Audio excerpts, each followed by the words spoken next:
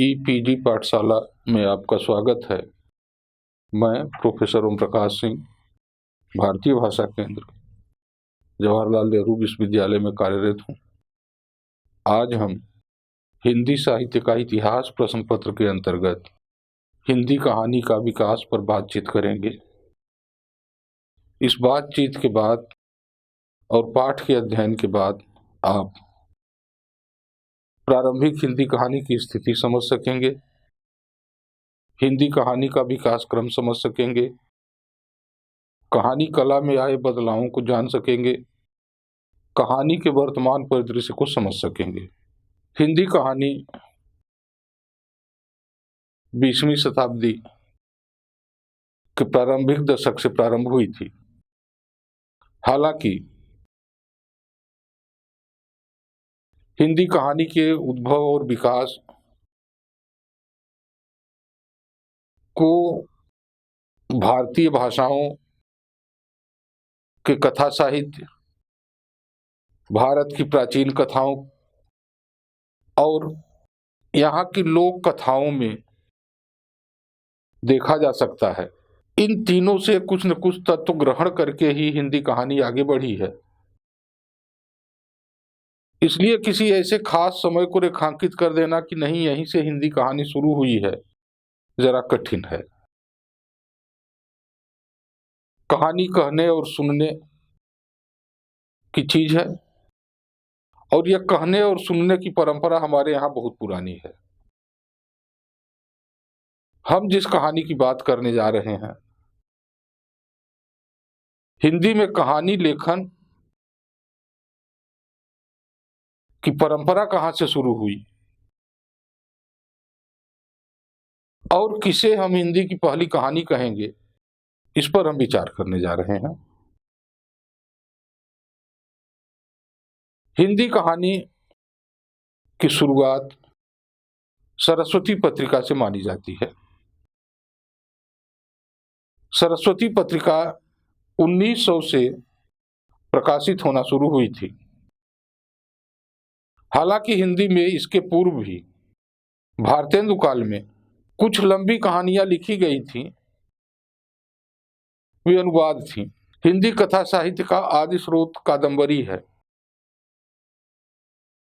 कादंबरी का अनुवाद भारतेंदु काल में बाबू गदाधर सिंह ने किया था और एक लंबी कहानी के रूप में किया था। ऐसी और भी अनेक रचनाओं का अनुवाद हुआ, लेकिन जिन रचनाओं के अनुवाद हुए उन्हें हम पूर्णतः कहानी नहीं कह सकते। हिंदी कहानी का विकास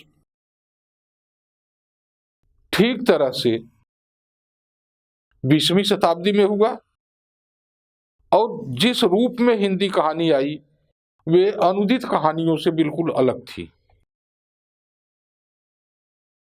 20वीं शताब्दी में या 20वीं शताब्दी के शुरुआती दौर से जो हिंदी कहानी आई, उसके पहले अगर हम देखें तो 19वीं शताब्दी के उत्तरार्ध में भी हमें कुछ ऐसी रचनाएं मिल जाती हैं जिनमें कहानी का तत्व था। ऐसी कहानियों में रानी केतकी की कहानी, राजा भोज का सपना, देवरानी जेठानी की कहानी का नाम लिया जा सकता है। लेकिन इन्हें हिंदी की कहानी कला के तत्व पर इन्हें हिंदी की कहानी नहीं माना गया।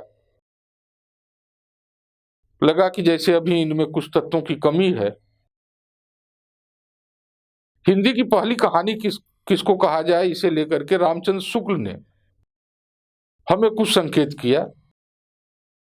उनके अनुसार हिंदी की पहली मौलिक कहानी के लिए उन्होंने एक सूची दे दी है और उस सूची में क्रम से उन्होंने गिनाया है कि इसे हिंदी की पहली मौलिक कहानी कहा जाए, या अगर ये नहीं ठीक है तो इसको कहा जाए, या ये नहीं ठीक है तो इसको कहा जाए। रामचंद्र शुक्ल ने लिखा है कि कहानियों का आरंभ कहां से मानना चाहिए, यह देखने के लिए सरस्वती में प्रकाशित कुछ मौलिक कहानियों के नाम वर्ष क्रम से नीचे दिए जाते हैं। इंदुमती किशोरीलाल गोस्वामी संवत 1957, जिसे 1900 ईस्वी कहेंगे। गुलबहार किशोरीलाल गोस्वामी संवत 1959, जिसे 1902 ईस्वी कहेंगे। प्लेग की चुड़ैल मास्टर भगवान दास मिर्जापुर संवत 1959। 11 वर्ष का समय रामचंद्र शुक्ल संवत 1960। पंडित और पंडितानी गिरिजादत्त वाजपेयी संवत 1960। दुलाई वाली बंग महिला संवत 1964।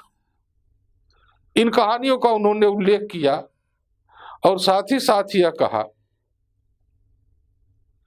कि इंदुमती कहानी अगर किसी बंगला कहानी से प्रभावित नहीं है तो यह हिंदी की पहली मौलिक कहानी होगी, और अगर यह किसी बंगला कहानी से प्रभावित है, उसकी छाया है, तो फिर उसके बाद हिंदी की पहली कहानी 11 वर्ष का समय या दुलाई वाली, इनमें से किसी को माना जाए। 11 वर्ष का समय खुद रामचंद्र शुक्ल की कहानी है, दुलाई वाली बंग महिला की कहानी है। किशोरीलाल गोस्वामी की भी बात आई, उनकी कहानियों की। सब मिला जुला करके जो स्थिति हमारे सामने बनी हुई थी वह स्पष्ट नहीं थी। आगे चल करके एक कहानी की चर्चा आलोचकों ने की और सर्वसम्मत से उसे हिंदी की पहली कहानी मान लिया। वह कहानी है एक टोकरी भर मिट्टी, जो माधवराव सप्रे की कहानी है, और यह कहानी छत्तीसगढ़ मित्र में 1901 ईस्वी में छपी थी।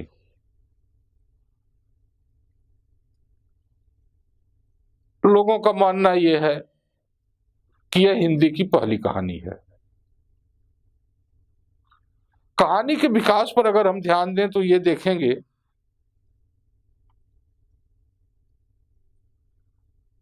कि सन 1909 ईस्वी से इंदु नामक पत्रिका का प्रकाशन शुरू हुआ और इसी पत्रिका के माध्यम से जयशंकर प्रसाद का कहानी लेखन की दुनिया में प्रवेश हुआ। इंदु में प्रसाद जी के साथ विशंबरनाथ शर्मा जिज्जा की भी कहानियां प्रकाशित होती थी। बांग्ला कहानियों के अनुवाद भी प्रकाशित होते थे। इसी पत्रिका में प्रसाद जी की प्रसिद्ध कहानी ग्राम प्रकाशित हुई थी।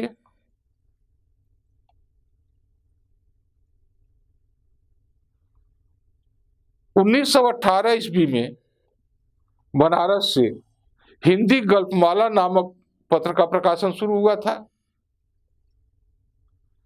इस गल्पमाला पत्र में अनेक कहानियां प्रकाशित हुई थी, जिनमें जीपी श्रीवास्तव की कहानी मैं न बोलूंगी और इला चंद जोशी की कहानी सजनमा काफी लोकप्रिय हुई थी। आगे चल करके इस पत्र में प्रसाद जी की भी कहानियां प्रकाशित होने लगी। प्रसाद जी के साथ दूसरे कहानीकार भी इसमें छपते थे। इस पत्र में छपी जो महत्वपूर्ण कहानियां हैं उनमें पत्थर की पुकार, करुणा की विजय, उस पार का योगी, खंडहर की लिपि, प्रतिमा, पाप की विजय और दुनिया आदि मुख्य है। हिंदी कहानी में एक बड़ा बदलाव उस समय से आया जब प्रेमचंद कहानी लेखन की दुनिया में आए। प्रेमचंद पहले कथाकार हैं, पहले कहानीकार हैं, जिन्होंने अपनी कहानियों का संबंध आम आदमी से जोड़ा और उनका दुख दर्द लिखा। प्रेमचंद पहले उर्दू में लिखते थे नवाब राय के नाम से। उनकी कहानियों का संग्रह सोजे वतन 1908 ईस्वी में छपा हुआ था। जिसे अंग्रेजी सरकार ने साम्राज्यवाद विरोधी करार देकर के जब्त कर लिया था। इसी के बाद प्रेमचंद नवाब राय का नाम छोड़कर के प्रेमचंद के नाम से लिखने लगे और उर्दू छोड़कर हिंदी में लिखने लगे। उर्दू छोड़ करके जब मैं कहता हूं तो ये इसका मतलब नहीं है कि प्रेमचंद ने उर्दू लिखना ही बंद कर दिया। प्रेमचंद जीवन भर उर्दू में लिखते रहे, लेकिन 1908 की जो घटना जहां से उनका कहानी संग्रह जब्त हुआ था, उसके बाद उन्होंने बाकायदा अपना नाम प्रेमचंद रख करके हिंदी में लिखना शुरू किया था। प्रेमचंद के समय में हिंदी कहानी को एक निश्चित स्वरूप प्राप्त हुआ। उनके समय में अनेक पत्र पत्रिकाओं का प्रकाशन शुरू हुआ। उन पत्र पत्रिकाओं के प्रकाशन के साथ साथ अनेक कहानीकार प्रकाश में आए। सरस्वती जहां से जिस पत्रिका से कहानियों की शुरुआत हुई थी, उसी पत्रिका के माध्यम से चंद्रधर शर्मा गुलेरी और प्रेमचंद, इंदू के माध्यम से जयशंकर प्रसाद तथा हिंदी गल्पमाला के माध्यम से जीपी श्रीवास्तव और लीलाचंद जोशी जैसे कहानीकार प्रकाश में आए। प्रेमचंद ने अपनी कहानियों में आम आदमी को प्रतिष्ठित किया। चंद्रधर शर्मा गुलेरी की कहानी उसने कहा था, हिंदी की एक प्रसिद्ध कहानी है। इस कहानी के माध्यम से गुलेरी जी को जो यश मिला वह अद्भुत था। एक प्रेम कथा किस तरह से व्यक्ति को अंदर तक झकझोर देती है, उसने कहा था के माध्यम से देखना चाहिए। हालांकि इस कहानी पर भी अब कई तरह के प्रश्न उठने लगे हैं, लेकिन तमाम प्रश्नों के बावजूद भी यह अपने समय की महत्वपूर्ण और मजबूत कहानी है। प्रेमचंद के समय के ही दूसरे बड़े लेखक सुदर्शन, विशंबरनाथ शर्मा कौशिक, ज्वालादत्त शर्मा आदि हैं। हालांकि इनकी रचनाएं भी आदर्शवादी दृष्टिकोण से प्रेरित हैं, पर इनकी रचनाएं आदर्श के साथ साथ जीवन के भाव सत्य को भी लेकर चली है, इस बात से इनकार नहीं किया जा सकता। जीवन के भाव सत्य को गहरे रूप से उद्घाटित करने वाले प्रमुख कहानीकार जयशंकर प्रसाद हैं, चंडी प्रसाद हृदयेश हैं और राजा राधिका रमण प्रसाद सिंह हैं। हिंदी कहानी की दुनिया में सन 1930 ईस्वी तक प्रेमचंद कथा सम्राट के रूप में प्रतिष्ठित हो चुके थे। विशेष रूप से ग्रामीण जीवन को केंद्र में रख करके प्रेमचंद ने लगभग 300 कहानियां लिखी हैं। प्रेमचंद ने अपनी कहानी यात्रा जहां से शुरू की थी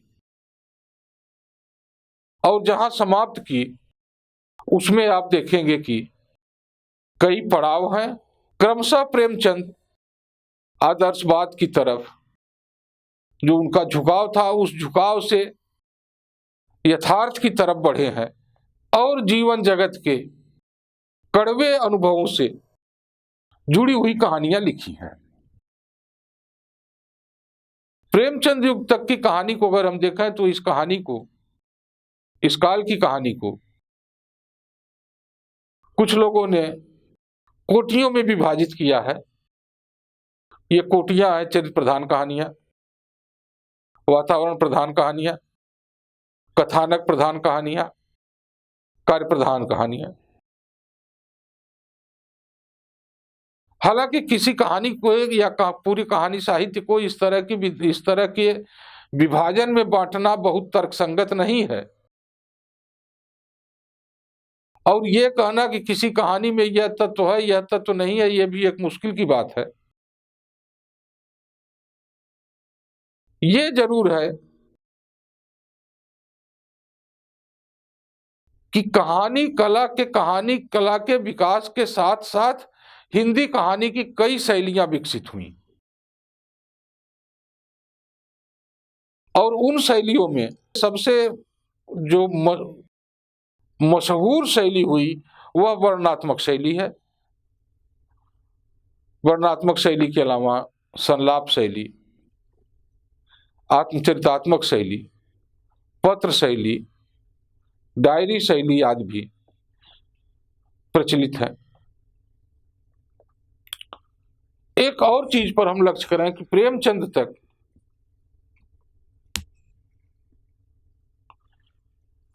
हिंदी कहानी लगभग एक ही धारा में बंधी हुई थी।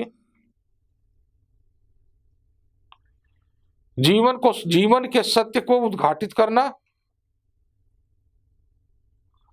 उसका प्रधान लक्ष्य था। प्रेमचंद के बाद हिंदी कहानी कई धाराओं में बंट गई। इन धाराओं की बात अगर हम करें तो उस समय तक साहित्य में द्वंद्वात्मक भौतिकवाद का प्रभाव पड़ने लगा था। कहानी लेखन पर भी इसका प्रभाव पड़ा और अनेक कहानीकार उसके आधार पर कहानियां लिखने लगे। इसी तरह मनोविश्लेषणवाद और मनोविश्लेषणवाद से प्रभावित जैनेन्द्र, इलाचंद जोशी, सच्चिदानंद हीरानंद वात्स्यायन अज्ञेय, इनकी कहानियां प्रकाश में आई।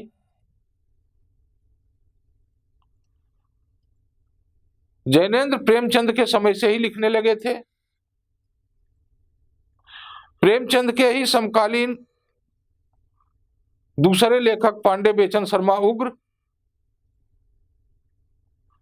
इनको प्रकृत यथार्थवादी कहानीकार के रूप में याद किया जाता है। ये बहुत साफ दिखाई देता है कि प्रेमचंद युग के अंतिम चरण में हिंदी कहानियों का नया रूप सामने आने लगा था। प्रेमचंद की दृष्टि आदर्श की ओर थी, इसलिए उन्होंने अपनी कहानियों में आदर्शवादी समाधान सुझाया। लेकिन क्रमशः प्रेमचंद यथार्थवाद की तरफ बढ़ने लगे थे। प्रेमचंद के बाद के लेखकों ने यथार्थवाद को पूरी तरह से अपनाया। यशपाल एक ऐसे कहानीकार जिनकी कहानियां द्वंद्वात्मक भौतिकवाद से पूरी तरह से प्रभावित होने के साथ साथ जीवन के यथार्थ को सामने रखने में सक्षम थी। मनोविश्लेषणवादी लेखकों में जैनेन्द्र, ये भी प्रेमचंद के साथ ही लिख रहे थे, इलाचंद जोशी और अज्ञेय महत्वपूर्ण है। अब ये देखिए कि प्रेमचंद की कहानियों में भी मनोविज्ञान था, लेकिन इन कहानीकारों ने मनोविज्ञान की अपेक्षा मनोविश्लेषण को अधिक महत्व दिया और स्त्री पुरुष के मानसिक द्वंद्वों और संबंधों को केंद्र में रख करके कहानियां लिखी। फांसी, वातायन, नीलम देश की राजकन्या, एक रात, दो चिड़िया, जय संधि आदि जैनेन्द्र की प्रसिद्ध कहानियां हैं और इन्हीं कहानियों के नाम से उनके कथा संग्रह भी है। प्रेमचंद की कहानियों में जहां समाज को महत्व दिया गया था, वहां इन मनोविश्लेषणवादी कहानीकारों ने व्यक्ति को महत्व दिया। यशपाल ने सामाजिक जीवन के मार्क्सवादी दृष्टिकोण को कहानियों में प्रस्तुत किया।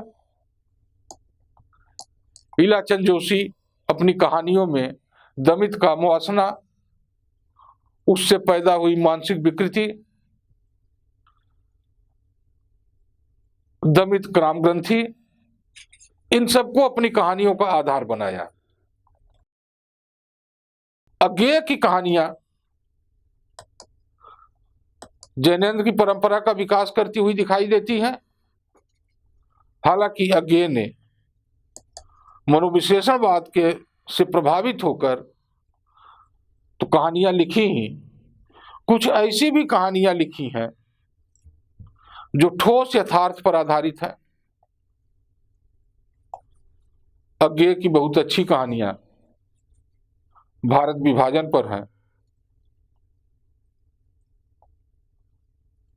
उस समय के दूसरे कहानीकार भगवती प्रसाद वाजपेयी, भगवती चरण वर्मा, अमृतलाल नागर, विष्णु प्रभाकर, द्विजेंद्रनाथ मिश्र निर्गुण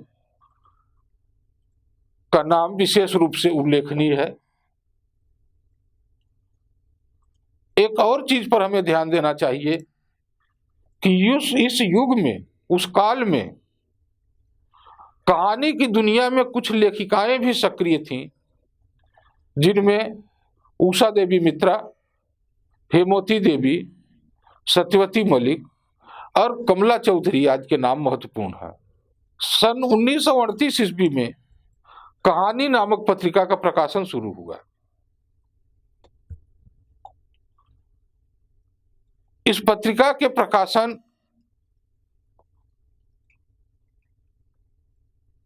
के साथ ही साथ थोड़े से ही अंतराल पर हंस का प्रकाशन हुआ।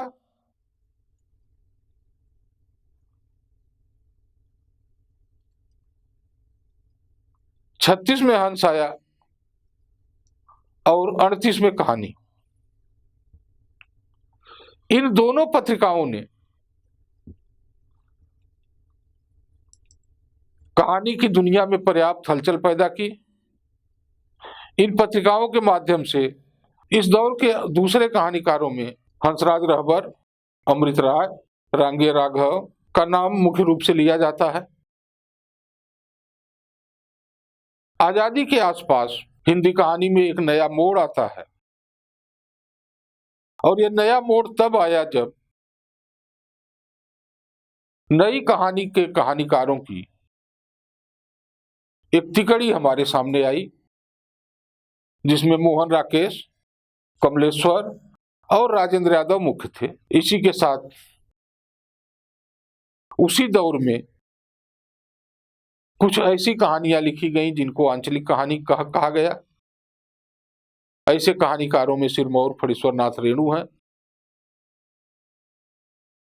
धर्मवीर भारती, हरिशंकर परसाई, भैरव प्रसाद गुप्त, लक्ष्मी नारायण लाल, अमरकांत, मार्कंडे, अमृत राय, विष्णु प्रभाकर, चंद्रकिरण सौनरिक्शा, भीष्म साहनी, उषा प्रियंवदा, मनु भंडारी, कृष्णा सोबती, शिवप्रसाद सिंह, ये तमाम ऐसे नाम हैं कहानीकारों के जो कि आजादी के आसपास कहानी लेखन की दुनिया में प्रवृत्त हुए। नई कहानी शिल्प और संवेदना के स्तर पर दोनों रूपों में अपने पूर्ववर्ती कहानी से कुछ अलग थी। एक तरह से कहें तो आदर्शवाद से यथार्थवाद का सफर हिंदी कहानी का क्रम है, और नई कहानी खास तौर से शहरी मध्यवर्ग के जीवन को रेखांकित करती है। नई कहानी में जिस शहरी मध्यवर्गीय जीवन का चित्रण हुआ, उसके प्रभाव स्वरूप कहिए या उससे अलग हटने की कोशिश कहिए, अपने को प्रेमचंद की परंपरा से जोड़ते हुए कुछ ग्रामीण कथाकार भी आए, आंचलिक कथाकार भी आए। आंचलिक कथाकारों में अगर रेणु प्रमुख थे, तो ग्रामीण कथाकारों में शिवप्रसाद सिंह प्रमुख थे। हिंदी की पहली नई कहानी कौन है, इसे लेकर के भी पर्याप्त चर्चा रही। कुछ आलोचकों ने परिंदे को निर्मल वर्मा की कहानी है हिंदी की पहली नई कहानी कहा, तो कुछ आलोचकों ने शिवप्रसाद सिंह की कहानी दादी माँ को हिंदी की पहली कहानी कहा। नई कहानी के बाद या नई कहानी से ही आप देखें तो नई कहानी में ही दो पीढ़ियां सक्रिय हैं।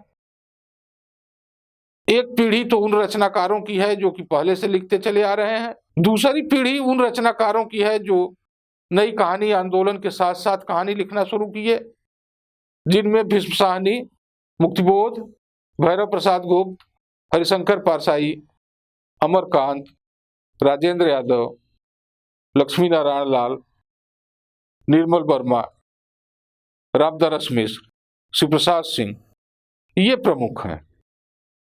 इसी के साथ हमें इसी विकास क्रम में नई कहानी के बाद के आंदोलन अकहानी को भी देखना चाहिए। अकहानी आंदोलन से जुड़े हुए रचनाकारों ने पहले जो कुछ कहानी में हो रहा था, पहले की कहानी में ये उन्होंने कहा कि मैं इसमें और कुछ नया जोड़ रहा हूं, कहानी विधा को समृद्ध बना रहा हूं।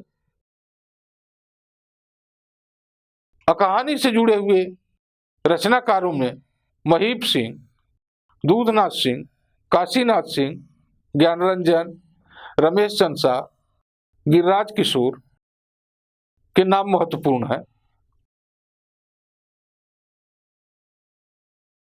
इन सारे कहानीकारों के क्रम में अगर आप देखें तो हमारे सामने जो विशिष्ट कहानीकार के रूप में उभरते हैं, भीष्म साहनी, शिव प्रसाद सिंह, मार्कंडे, मुक्तिबोध,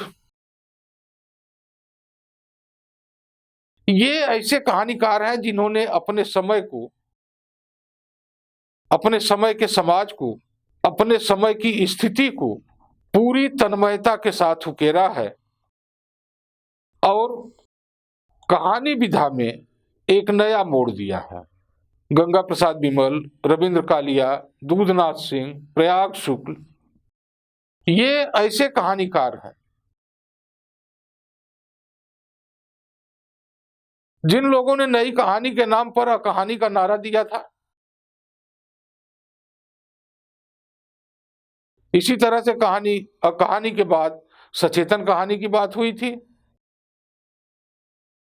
सचेतन कहानी के पुरोधा डॉक्टर महीप सिंह हैं। डॉक्टर महीप सिंह, कमल जोशी, मधुकर सिंह, योगेश गुप्त, मनहर चौहान आज इस धारा से जुड़े हुए कहानीकार हैं। आगे चल करके सहज कहानी का भी नारा दिया गया। सहज कहानी का नारा देने वाले अमृत राय थे। आप ये देखेंगे कि ये सहज कहानी जो है,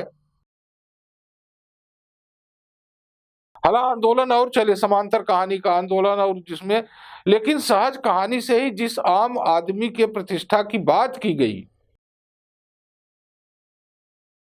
उसी आम आदमी के प्रतिष्ठा के लिए 1977 में दिल्ली विश्वविद्यालय में जनवादी विचार मंच की स्थापना की गई थी। और आप देखेंगे कि ये जनवादी विचार मंच जो है अपने को प्रेमचंद के कफन और पूस की रात जैसी कहानियों की परंपरा से जोड़ते हुए कहानी की दुनिया में नया कुछ करने की कोशिश की। और इस तरह के कहानीकारों की एक लंबी सूची है। आज के दौर पर अगर हम बात करें तो आज के दौर में हमारे सामने तो ये उस तरह के भी कहानीकार हैं जो कहानी आंदोलन से जुड़े हुए थे। गंगा प्रसाद बिमल जी, महीप सिंह अभी थोड़े पहले गुजरे हैं, रविंद्र कालिया चंद दिनों पहले गुजरे हैं। दूसरी तो एक तरफ तो इस तरह के लेखक हैं जो कि कहानी के दौर से लिख रहे हैं, काशीनाथ सिंह, ज्ञानरंजन, दूधनाथ। दूसरी तरफ ऐसे लेखक हैं, ऐसे कहानीकार हैं जो बाद की पीढ़ी के हैं, और इन बाद की पीढ़ी के कहानीकारों में शिवमूर्ति, अब्दुल बिस्मिल्लाह, बदी उजमा, बादशाह हुसैन रिजवी, रामधारी सिंह दिवाकर, मंजूर एहतेशाम, कमलाकांत त्रिपाठी, अखिलेश, सृंजय, संजीव आदि नाम प्रमुख हैं। एक और चीज पर हमें ध्यान देना चाहिए कि प्रेमचंद युग में जहां हमने देखा कि कुछ महिला कहानीकार सक्रिय थे, वही आज कहानी की दुनिया में उनकी भागीदारी में वृद्धि हुई है। लेखकों की तरह लेखिकाओं की भी कई पीढ़ियां एक साथ सक्रिय हैं। इन पीढ़ियों की संख्या 2 है। पहली पीढ़ी तो नई कहानी के दौर की कहानी लेखिकाएं हैं, सचप्रभा शास्त्री, शिवानी, कृष्णा सोबती, मनु भंडारी, उषा प्रियमदा, ममता कालिया आदि। दूसरी पीढ़ी उन कहानीकारों की है, उन महिला कहानीकारों की है जो उनके बाद में सक्रिय रही, आज भी लिख रही हैं।